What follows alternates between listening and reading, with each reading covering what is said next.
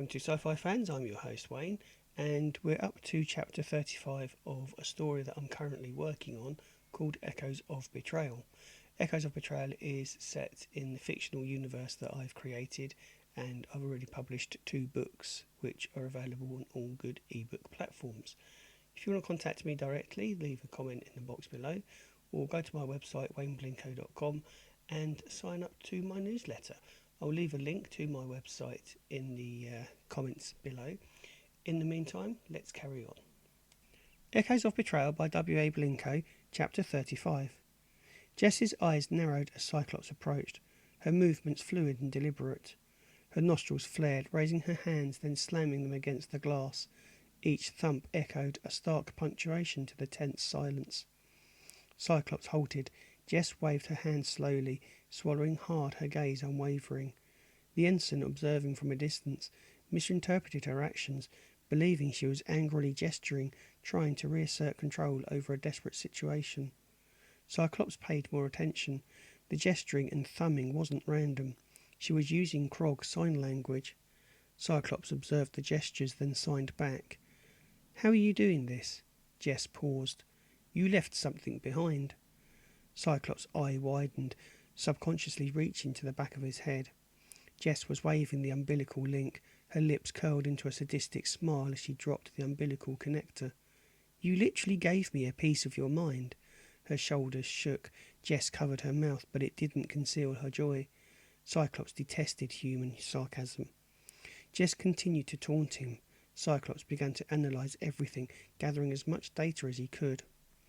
Cyclops found Jess's comfort unsettling. She wasn't trying to escape. As he cast his gaze over her, taking in every detail from different angles, she wasn't hiding anything. Moving closer to the glass, Cyclops noticed more details. Jess started to mimic his movements. He moved to the right. Jess followed. A tip of the head was matched. Cyclops abruptly lurched forward, planting his hands against the glass. Jess jumped back, waving an index finger at him. Cyclops could feel her taunting him. Cyclops noticed the catering on her fingers had started to discolour. Taking a step back, he looked for other anomalies. Her skin pigmentation was also discoloured. Tiny green freckles appeared, then vanished. Cyclops tilted his head, blinking. Different images cycled through his thoughts like a slideshow, replaying their connection. Jess was more capable than he realised. The probing of his thoughts was a distraction.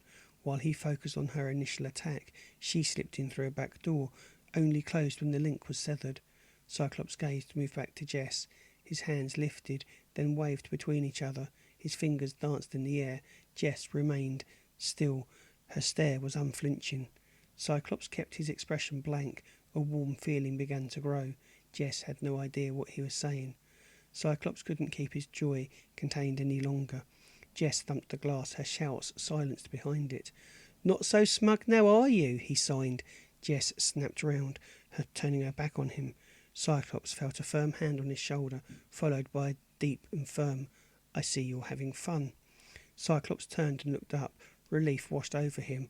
Auchinleck looked down. "Good to see you're up. We need to talk." "Yes, we do, sir." And that's it for this episode of Echoes of Betrayal. If you're enjoying the story so far, then why not leave me a comment in the box below? Incidentally, if you haven't done so already, would you please consider subscribing to the channel and like, share and subscribe, because YouTube loves it when people do that to these small channels like myself. And